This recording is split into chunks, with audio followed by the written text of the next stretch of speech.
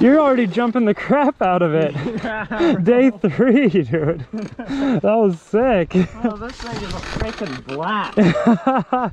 Yeah, you're even like brake drifting the corners and stuff. You're looking like an expert Power Wheels driver already. Barbie Jeep. Oh, that was great. Crap out of you. Yeah, it is. Oh.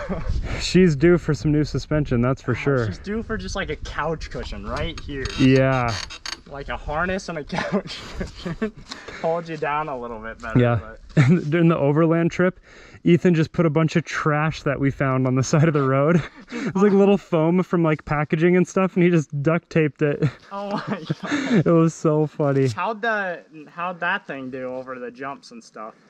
Really good. The suspension's still a little soft. I'm gonna go add some air to it, but Nice.